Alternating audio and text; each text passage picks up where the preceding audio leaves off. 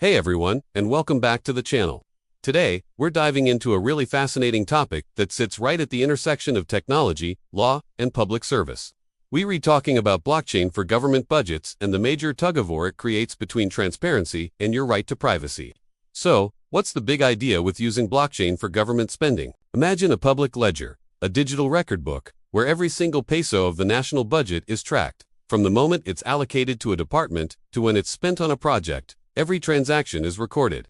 This ledger is decentralized, meaning it's not stored in one single place, but copied across many computers. This makes it incredibly difficult to tamper with or alter records secretly. The main goal here is transparency. Proponents argue that a blockchain-based budget system could be a game-changer in fighting corruption. Citizens could theoretically log in and see exactly where their tax money is going. No more hidden funds or questionable expenses buried in complex reports. It would give us unprecedented visibility into public finances, holding officials accountable in a way we've never seen before. Sounds amazing, right? A totally transparent government. A dream for good governance. But hold on, here's where it gets complicated. We have a very important law in the Philippines called the Data Privacy Act of 2012, or Republic Act 10,173. This law is all about protecting your personal information.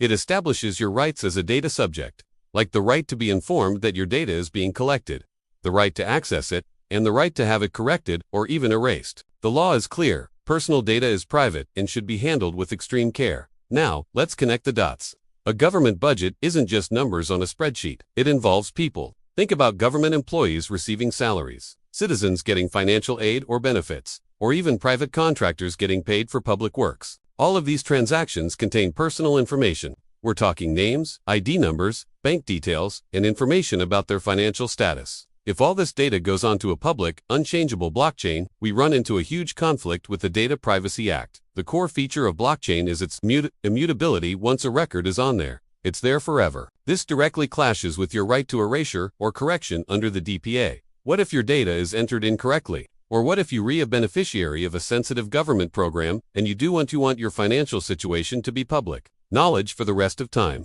A fully transparent blockchain could inadvertently create a massive database of personal and sensitive information, accessible to anyone. This could lead to serious privacy risks, like identity theft, discrimination, or even personal safety threats for certain individuals. Imagine the data of social welfare recipients being publicly available. It could lead to stigma or make them targets for scams. So, how do we solve this puzzle? Can we have the anti-corruption benefits of blockchain without sacrificing our fundamental right to privacy?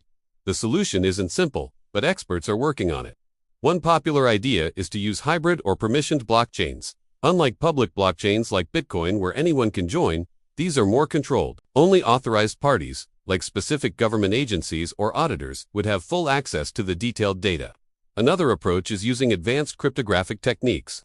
Think of it like super strong encryption. We could use things like zero-knowledge proofs, which is a fancy way of saying you can prove a transaction is valid without revealing the actual details of who was involved or how much was transferred. So, the public could see that funds were spent correctly, according to the rules. But the personal details of the people involved would remain private and protected. This means the public ledger might show that a certain amount was correctly dispersed from a department for salaries, but it wouldn't show the names and bank accounts of the individual employees. Only authorized personnel, like from the Commission on Audit, could unlock that sensitive layer of information when necessary. Ultimately, the challenge is to design a system that balances these two critical values. We absolutely need more transparency in how our money is spent to build trust and fight corruption. But that transparency cannot come at the cost of our legally protected privacy rights. It's not a choice between one or the other. We need to find a smart technological and legal framework that allows for both. This is a conversation that's still unfolding, not just in the Philippines, but all over the world. As we explore these new technologies, we have to be thoughtful and deliberate, ensuring that our digital future is both open and secure. What are your thoughts on this? Do you think the benefits of a blockchain budget outweigh the privacy risks? Let me know in the comments below. I'd love to hear what you think. Thanks so much for watching, and if you found this interesting, please hit that like button and subscribe for more deep dives. See you in the next one.